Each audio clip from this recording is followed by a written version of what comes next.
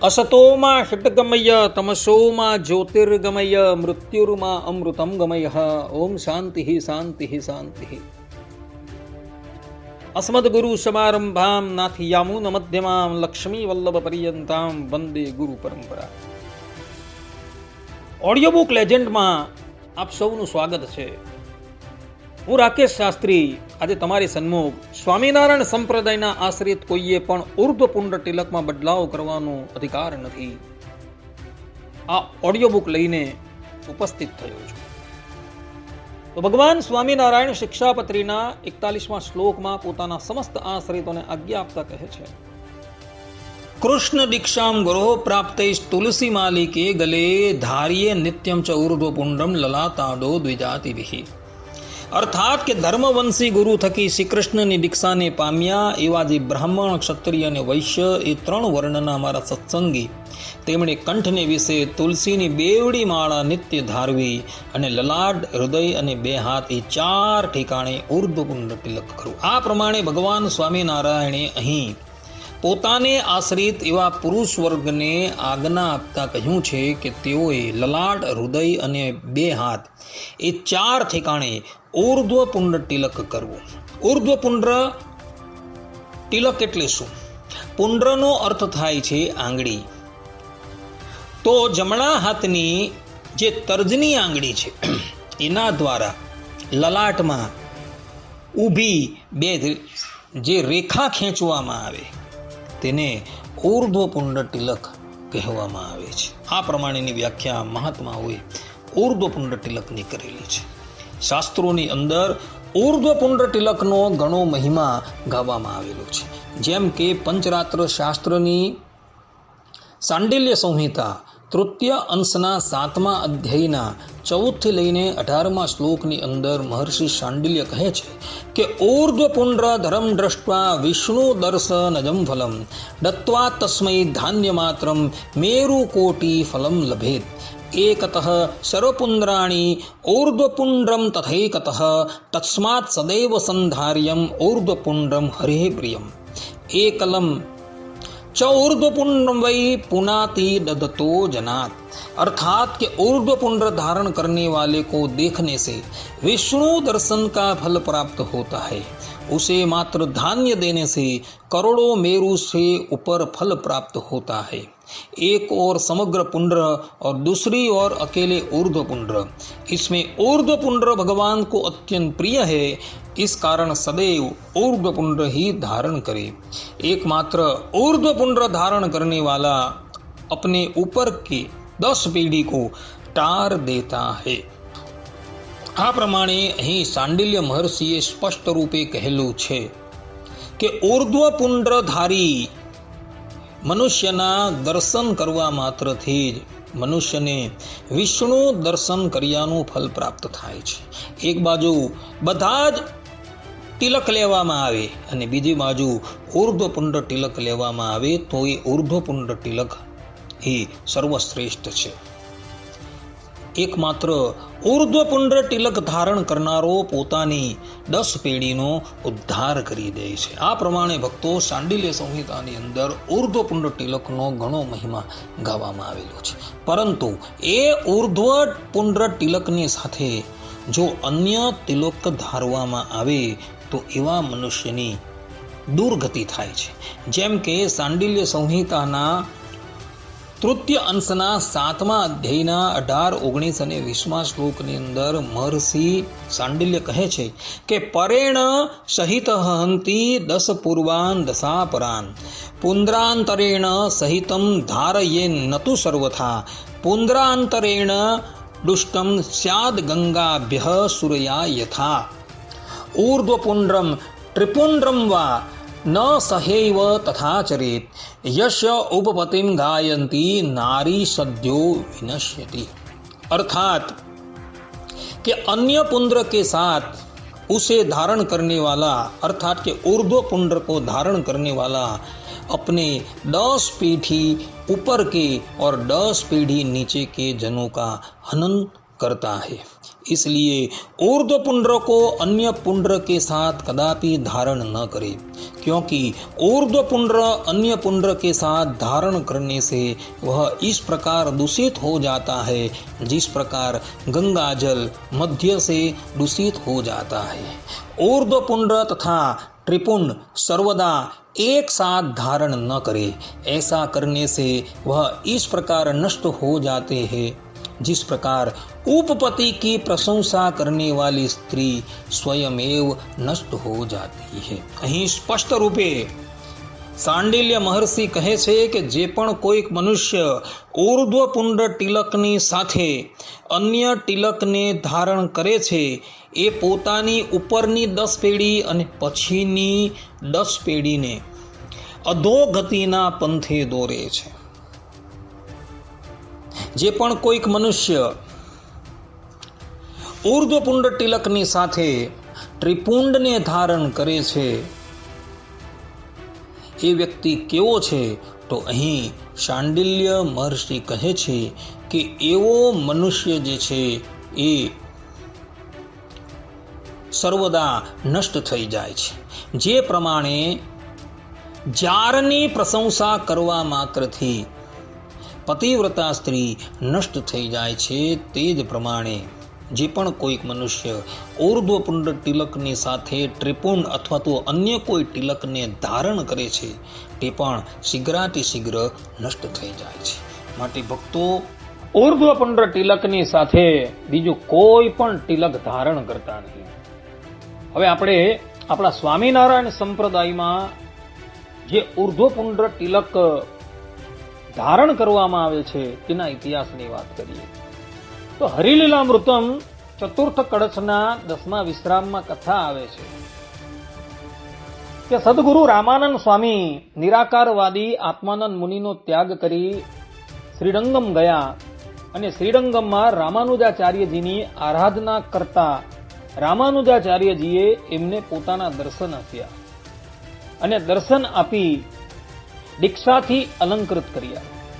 રામાનંદ સ્વામીએ રામાનુજાચાર્યજીની સ્તુતિ કરી અને સ્તુતિથી પ્રસન્ન થયેલા રામાનુજાચાર્યજી રામાનંદ સ્વામી પ્રત્યે બોલ્યા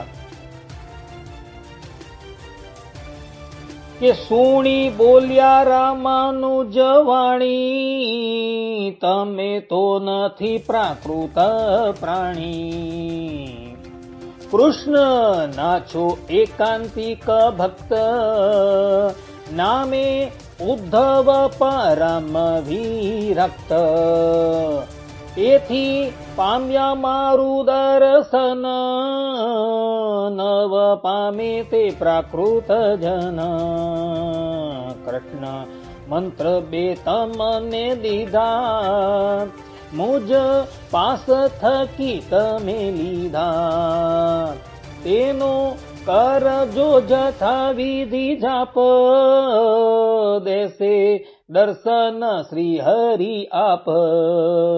મારા આશ્રિત મુખ્ય છો તમે, માટે આપીએ આજ્ઞા અમે। મુમુક્ષુને કરો ઉપદેશ, વિચારો વળી દેશ વિદેશ। મારા સંપ્રદાય જન જેહ, બહુ કરશે અદેખાઈ એહ। જોશે પ્રૌઢ પ્રતાપ તે જ્યારે, તમને દુઃખ દેશે તે ત્યારે। સંપ્રદાય જુદો તમે કરજો, ઊર્ધ્વ પુંડ્ર ચારે અંગે ધરજો। વચ્ચે કુંકુમ ચંદ્રક સારો, ગળે તુલસીની માળા બે ધારો। કૃષ્ણે આપ્યું છે તમને જ્ઞાન, પ્રસરાવજો સઘળે સ્થાન। એટલી કરજો નવી રીત મારી, આજ્ઞા એ ધારીને ચિત્ત સંપ્રદાય તમારો સ્થપાય ઉદ્ધવી સંપ્રદાય ગણાય એમ કહી થયા અંતરધાન રામાનંદ થયા ગુલતાન પછી ત્યાં કરી પોતે નિવાસ કર્યો શાસ્ત્ર વિદ્યાનો અભ્યાસ. આ પ્રમાણે ભક્તો રામાનુજાચાર્યજીએ રામાનંદ સ્વામીને દર્શન આપીને કહ્યું કે તમે અમે આપેલા 2 મંત્રોનો જાપ કરજો તો ભગવાન શ્રી હરિ તમને દર્શન આપશે. આ શ્રીરંગમ ક્ષેત્રમાં તમે બહુ રહેતા નહીં, કારણ કે તમે અહીં રહેશો તો અમારા સંપ્રદાયના ઘણા અનુયાયીઓ તમારી સાથે તેજો દ્વેષ કરશે. એટલે તમે અમારા સંપ્રદાયથી ભિન્ન એવા નવા ઉર્ધ્વપુંડ તિલકને વિકસાવો, જેમાં ઉર્ધ્વપુંડ તિલક હોય અને વચ્ચે ગોળ ચાલ્લો હોય. આ પ્રમાણે કહી રામાનુજાચાર્યજી અંતર્ધાન થઈ ગયા અને રામાનંદ સ્વામીએ તે પછી રામાનુજાચાર્યથી ભિન્ન એવા ઉર્ધ્વપુંડ તિલકને વિકસાવેલા હતા. જે ઉર્ધ્વપુંડ તિલક આજે બધા જ સત્સંગીઓ પોતાના લલાટમાં કરે છે. ભગવાન સ્વામિનારાયણ પણ શિક્ષાપત્રીના 41, 42 અને 43માં શ્લોકમાં પોતાના સમસ્ત આશ્રિતોને આજ્ઞા આપતા કહે છે કે કૃષ્ણ દીક્ષામ ગુરોહો પ્રાપ્તે તુલસી માલિકે ગલે ધાર્ય નિત્યમ ચ ઉર્ધ્વપુંડમ લલાતાદૌ દ્વિજાતિભિઃ તત્તુ ગોપી ચંદનેના અથવા હરેઃ કાર્યમ પૂજા અવશિષ્ટેન કેસર આદિ યુતેન ચ તન્મધ્ય એવ કર્તવ્યઃ પુંડ્રદ્રવ્યેણ ચંદ્રકઃ કુંકુમેના અથવા વૃત્તો રાધા લક્ષ્મી પ્રસાદિના.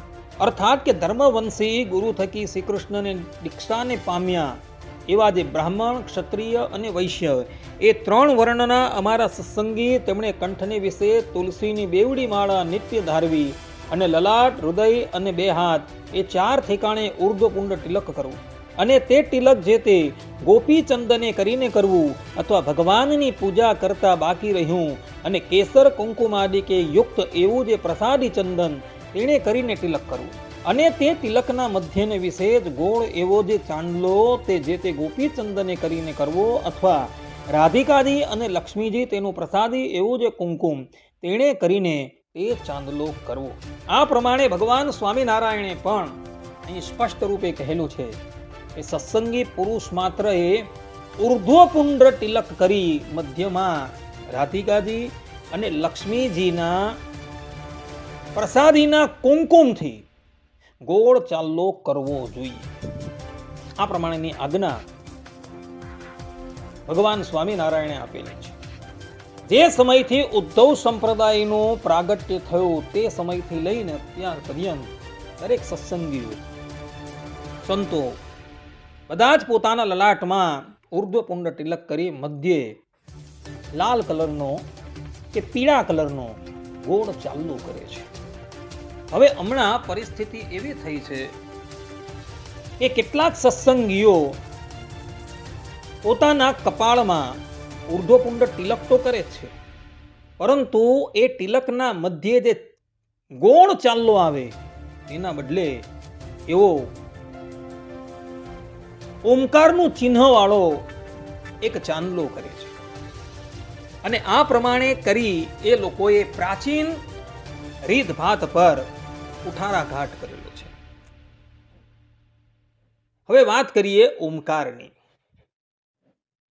તો ઓમકાર બોલવાનો તથા રટવાનો અધિકાર કેવલ ને કેવલ દ્વિજાતિ માત્રને છે. એનું કારણ એ કે ઓમકાર જે છે એ વેદનું બીજ છે અને વેદ ભણવાનો અધિકાર બ્રાહ્મણ, ક્ષત્રિય અને વૈશ્યને છે. શૂદ્ર છે, સ્ત્રી છે તથા બ્રાહ્મણ, ક્ષત્રિય અને વૈશ્ય જેણે યજ્ઞોપવિત નથી લીધેલું તે લોકોને વેદ ભણવાનો અધિકાર નથી. જેમ કે ભગવાન વેદવ્યાસજી વ્યાસ સ્મૃતિમાં કહે છે, ન સ્ત્રી શુદ્રૌ પ્રણવમુચ્ચારયેતામ, અર્થાત કે સ્ત્રીઓ અને શુદ્રોએ પ્રણવ એટલે કે ઓમકારનું ઉચ્ચારણ કરવું જોઈએ નહીં. સદગુરુ સતાનંદ સ્વામી શિક્ષાપત્રી અર્થદીપિકા ટીકા શ્લોક 96ની ટીકાની અંદર કહે છે કે શુદ્ર વર્ણસ ચતુર્થોપી વર્ણત્વાદ ધર્મમર્હતિ વેદ મંત્ર સ્વધા સ્વાહા પ્રસટકારાદિ ભીર વિને. અર્થાત કે શુદ્ર ચતુર્થ વર્ણના છે, તેથી તે ધર્મ કાર્યનો અધિકારી છે, પણ વેદ મંત્ર સ્વાહા સ્વધા અને પ્રસટકાર સિવાયના ધર્મ કાર્યમાં શુદ્રને અધિકાર નથી. મનુસ્મૃતિમાં મનુ મહારાજ કહે છે, ઉપનયાત પૂર્વમેવ ના અધ્યયમ ન જપેત પ્રણવમ. અર્થાત કે ઉપનયન સંસ્કાર પહેલા એટલે કે જનોઈ સંસ્કાર પહેલા વેદનો અભ્યાસ કરવો નહીં અને ઓમકારનો જપ કરવો નહીં. આ પ્રમાણેની આજ્ઞા મનુ મહારાજે મનુસ્મૃતિમાં આપેલી છે. હવે આજકાલના જે પેલા લોકો તિલકના મધ્યમાં ઓમકારનું તિલક કરે છે, એ લોકોએ યજ્ઞોપવિત તો ધારણ કરેલું ન હશે, અને યજ્ઞોપવિત ધારણ કર્યા વગર એ લોકો તિલકના મધ્યમાં ઓમકારનું તિલક કરતા, અને આ પ્રમાણે કરી એ લોકો પૂર્વે થયેલા આપ્તજનોની આજ્ઞા તો ભંગ કરે જ છે, અને સાથે સાથે સંપ્રદાયથી વિપરીત પ્રવૃત્તિ પણ કરે છે. કારણ કે સંપ્રદાયની અંદર ઉર્ધ્વપુંડ તિલકના મધ્યે ગોળ એવો ચાંદલો કરવાનો છે, પરંતુ ઓમકારના ચિહ્નવાળો ચાંદલો કરવાની મનાઈ કરેલી છે. કારણ કે ઓમકારનું ઉચ્ચારણ તથા ઓમકારનું લેખન એ જ વ્યક્તિ કરી શકે કે જે 3 વર્ણના છે, અને 3 વર્ણમાં પણ જેને યજ્ઞોપવિત સંસ્કાર કરીને દ્વિજત્વ પ્રાપ્ત કરેલું છે, એ લોકોને જ ઓમકારના જપનો તથા ઓમકારના લેખન ઇત્યાદિકનો અધિકાર છે, પરંતુ બીજાને નથી. જ્યારે પેલા લોકો જે ઓમકારનો ચાંદલો કરે છે, એ લોકોએ તો વિધિવત રીતે યજ્ઞોપવિત લીધેલું પણ ન હશે, અને કદાચ વિધિવત રીતે યજ્ઞોપવિત લીધું પણ હોય છતાં પણ એમણે ઓમકારનો ચાંદલો કરવાનો અધિકાર નથી. કારણ કે સ્વામિનારાયણ સંપ્રદાયની પ્રાચીન પ્રથા જો આપણે જોઈએ તો રામાનુજાચાર્યજીએ રામાનંદ સ્વામીને આજ્ઞા કરેલી હતી, તમારે નવા તિલક ચાંદલા વિકસાવવાના છે, ઉર્ધ્વપુંડ તિલક કરી મધ્યમાં ગોળ ચાંદલો કરવાનો છે. આ પ્રમાણે રામાનુજાચાર્યજીએ રામાનંદ સ્વામીને આજ્ઞા આપેલી, અને તે આજ્ઞા અનુસાર રામાનંદ સ્વામી એઓએ સ્વામિનારાયણ સંપ્રદાયમાં જે ઉર્ધ્વપુંડ તિલકના મધ્યે જે ગોળ ચાંદલો કરવામાં આવે છે, એ તિલક અને ચાંદલો વિકસાવેલા હતા. માટે આપણે આપણી પ્રાચીન પરંપરાનો આદર રાખવાનો છે. તિલક ચાંદલામાં ક્યારેય પણ બદલાવ નથી કરવાનો. આપણા સંપ્રદાયથી જે બહિર્મુખ થઈ ગયા છે, એ લોકોએ પણ બહિર્મુખ થવા છતાં ઉર્ધ્વપુંડ તિલક અને ગોળ ચાંદલામાં બદલાવ નથી કરેલો. ત્યારે આપણા જ સંપ્રદાયની અંદર રહી કેટલાક લોકો આ ઉર્ધ્વપુંડ તિલક અને ચાંદલાની સાથે ચેડા કરતા જોવા મળે છે, પરંતુ એઓની આ ક્રિયા જે છે એ જઘન્ય અપરાધ છે. આ પ્રમાણેના તિલક ચાંદલાની પરંપરા આપણા સંપ્રદાયમાં છે જ નહીં. આ પરંપરા અર્વાચીન કોઈક વ્યક્તિએ ઊભી કરેલી છે, એટલે એ ક્યારેય પણ ગ્રહણ કરવા યોગ્ય નથી.